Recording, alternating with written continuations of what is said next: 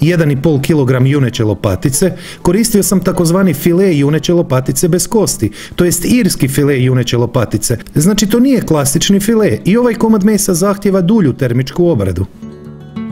Narezati na deblje komade, oko 2 cm debljine. Utrljati sa senfom samo gornju stranu, sveukupno oko 40 g senfa.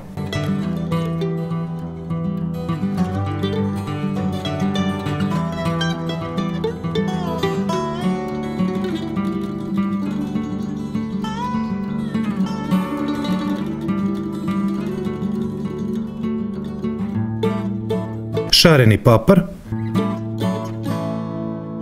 malo kima ako imate, samo prstohvat, malo klinčića ako imate, samo nemojte previše zbog intenzivnog mirisa i okusa.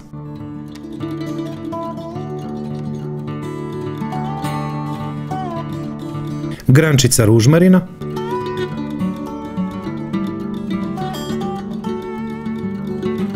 grančica timijana ili majčine dušice ako imate, malo muškatnog oraščića ako imate, listovi lovora, 100 g datula, maknuti košticu, u nedostatku možete koristiti i suhe šljive, upola manje, znači 50 g. Oko 500 g luka, krupno narezati,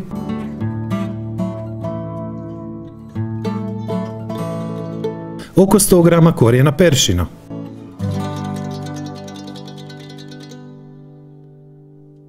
oko 200 g korijena celera,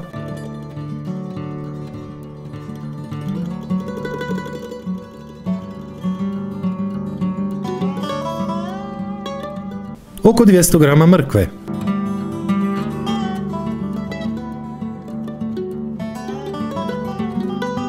dvije crvene slatke rog paprike,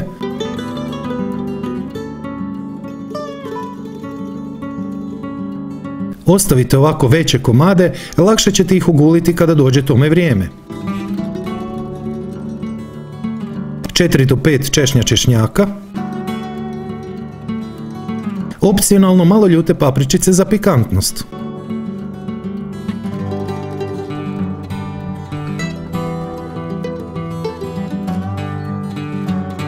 Pola litre hladne vode, 2 decilitra bijelog vina.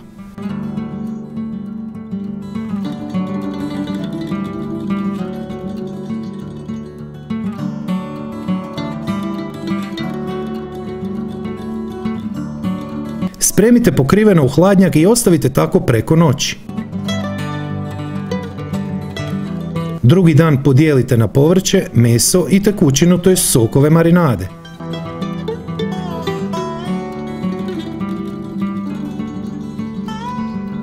I 1,5% soli u odnosu na količinu mesa, utrljati ravnomjerno s obje strane. Znači ja sam stavio oko 22 grama.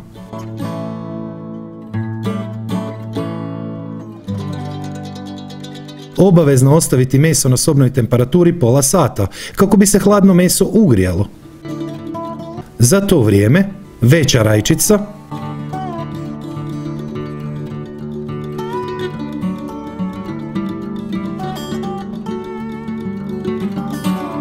tri decilitra vode, pričekati da zavrije, pa lagano pritisnuti odozgora.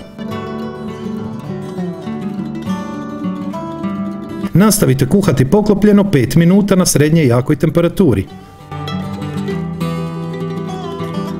Maknite kožicu, sada ide bez problema.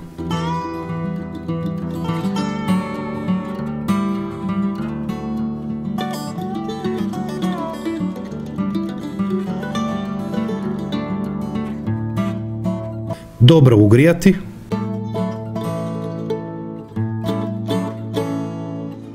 Ulje. Pržiti ukupno oko 15-20 minuta uz jedno okretanje, znači zatvoriti mesu pore.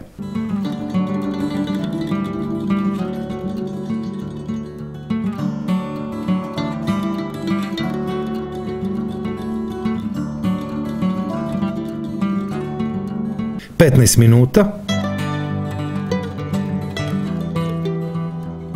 Vratite meso natrag.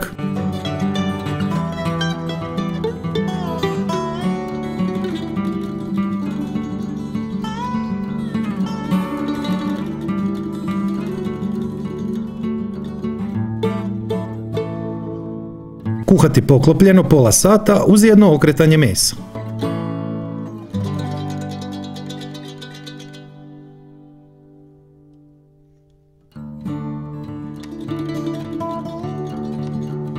Opet dodajte pola litre vode i nastavite kuhati još pola sata.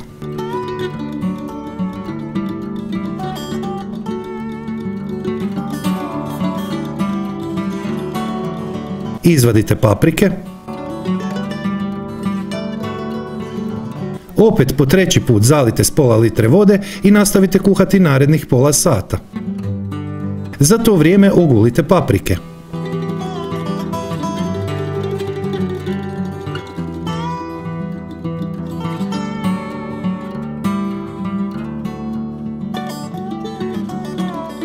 Izvadite meso. Izvadite listove lovora.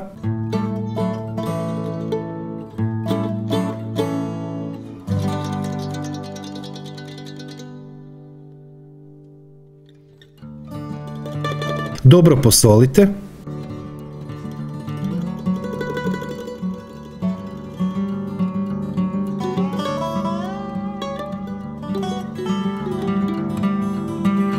Tri decilitra crnog vina.